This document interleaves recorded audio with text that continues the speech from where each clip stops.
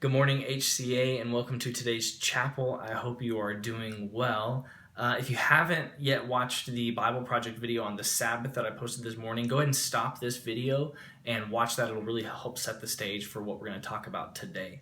One of the most influential books of the 19th century was Herman Melville's book, Moby Dick. It's a story about this vengeful sea captain, Ahab, who was on a journey to kill the white whale, Moby Dick, who took off Ahab's leg in an earlier venture. Ahab is bent on destroying this whale to the point that it dominates his thinking, and it eventually costs him everything and the crew everything, including their lives. It's this tragic journey of one man's revenge and unwillingness to let go and to surrender the pain that happened to him. He was so consumed by this one thing, killing the whale, that it ended up bringing about so much more pain and tragedy to his life and the life of others.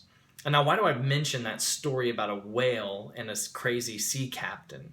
Because I think for many of us, Ahab's story is our story. I think for us right now, this season of life has been so burdened by pain, by brokenness, by sin, and we're feeling overwhelmed by the turmoil in our lives and in our world. I think the coronavirus is just a part of that turmoil, in some ways making things more painful and more difficult for us. And just like Ahab, we try to do everything in our power to fix that pain.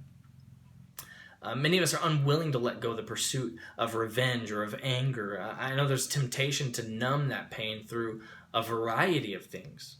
Unhealthy relationships, anger towards family, compulsive Netflix, video games, compulsive eating, pornography, or just by trying to do everything on your own and trying to fix your own problems by yourself. All of our attempts to solve these problems are rooted in this deep desire for rest and for wholeness, for resolution, for peace. Our hearts long for this. We long for things to be made right, for parents to stop fighting, for financial stability, for people to stop getting sick, for the loneliness, the depression, the crippling fear to go away. We recognize that things are not as they should be, and so sometimes what we do is we bear this burden ourselves to try and fix things. But the danger is that when we try to fix things on our own, it has this potential to ruin our lives and the lives of others around us. Not only that, but there's really only one true way that we can find rest and peace and wholeness. There's only one way that we can find relief from the turmoil and the toil of trying to solve our problems ourselves. And that is to come to Jesus and to let go and surrender whatever you're holding on to and give that up to Him, to come to Jesus. Now, if that isn't the most Sunday school answer, I don't know what is. Come to Jesus. It's like, come on, Mr. Shaw. It's like so deep. But just because the solution is simple and obvious doesn't mean that it isn't profound and isn't true. Over and over, the call in the scriptures is for people to come to Jesus, broken, hurting people to come to Jesus and to find rest. Matthew 11:28, it says, "Come to me, all you who are weary and heavy laden, and I will give you rest." John 4:10, Jesus answers the woman at the well and says, "If you knew the gift of God and who it is that is saying to you, 'Give me a drink,' you would have asked him and he would have given you living water." Revelation 22:17, "The Spirit and the bride say, 'Come,' and let the one who hears say, 'Come,' and let the one who is thirsty come." The call is for us to come and find healing, to come and find rest in Jesus. And Jesus is saying in all these things, life is hard. Life is weary, heavy laden. There's pain, work, toil, turmoil, and we all long for rest and peace and wholeness. And yet Jesus says, "Come to me, and you will find the rest that you are so desperately longing for." You won't find it in anything else that you're trying to solve your problems and numb your pain, only in Christ.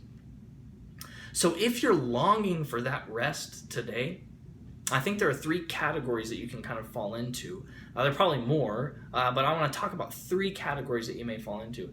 Some of you are at the point that you want to surrender. You're feeling that need to surrender, that desire to surrender, but you're still unsure about taking that step. You're asking yourself the question, will it really be worth it? Can I really trust in Jesus with my problems and with my pain? Let me urge you with all of the scriptures, with 2,000 years of church history, with all of my own personal experiences, that Jesus is more than enough to take your pain and provide healing for you. He's more than enough to give hope to you. Some of you are like, Mr. Schatz, I know that that's true, but I'm not experiencing that rest. Like, I believe in Jesus, I'm just not experiencing that rest. Well, it could be that the reason you aren't actually experiencing the rest of God is that you haven't actually taken the time to surrender what you're holding on to God. Your life is so filled with everything else, and your time is taken up by so many other things that Christ just can't provide the relief you need. So what you need to do is to stop and set aside some time to just give in and give up to God, to surrender to Him. Take the time to do that. Now, some of you are trying everything you can do to run away from the rest and the peace that Christ promises, because you still haven't hit rock bottom where you've tried everything else and found them all lacking. You still don't yet believe that Jesus will bring you rest. And if that is you, then I would urge you not to wait until you hit rock bottom, but to find your rest in Christ and Christ alone now. Nothing else will satisfy you. Don't wait till you hit rock bottom to turn to Christ and miss out on the healing and the hope that He has for you right now. One of the movies that's in my top 10 movie lists is the 2011 movie Warrior. The setting is this winner-take-all MMA tournament that centers on these two estranged brothers and their dad. The brothers are former MMA fighters. One's an ex-Marine who's running from his problems by fighting, and the other's a school teacher running to fighting to solve his financial problems. And the dad is this recovering alcoholic. He's been estranged from his sons because of the abuse and abandonment come about from his alcoholism. The climax of the story is when both brothers make their way to the final match of the tournament and have to fight each other for the $5 million prize. But all the plot really is just simply a backdrop to the story about pain and running after ways to numb or control the pain. It's a story about brokenness and coming to the end of yourself, letting go of what you are holding on to.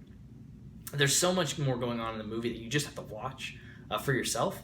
But at the climax of the movie, Tommy, the ex-Marine, has been broken down in the championship by his brother Brendan to the point that he realizes he's not going to win. You can just see his brokenness as he's about to hit rock bottom. He's been fighting the whole movie against his dad, his brother, his past, his identity. But rather than give up and admit defeat, he continues to fight the match with a dislocated shoulder until Brendan has him in this hold that he can't get out of. And in the most emotional point of the movie, Brendan cries out in his brother's ear and he says, "It's okay, Tommy. It's okay." He urges his brother just to let go and to give up and give in, to stop fighting against the world, to stop fighting against the people who love him, and to just surrender. And that, you guys, that's the invitation that Jesus makes for us today. To surrender and to come to Him and find rest. Jesus is saying to you, it's okay. It's okay. Surrender whatever it is you're holding on to. Stop fighting against whatever it is you're fighting against. Stop trying to control whatever it is you are trying to control and just give it all to Him. Surrendering means to admit that you can't do it on your own. But when did doing it on your own ever work for you? Surrender, come to Him and find rest. So my question for you today is this. What is it that you are holding on to? Is it your fear? Is it your pain, your anger, maybe even your whole life? Here's my challenge for you today. Take some time away from any distractions and just spend some time with the Lord. Be still and listen to Him. Cry out to Jesus. Come to Him and surrender whatever you are holding on to. Surrender that to Him, and He will give you rest, I promise. The Lord bless you and keep you. The Lord make His face to shine upon you and be gracious to you. The Lord lift His countenance upon you and give you peace. I love you guys and miss you. See ya.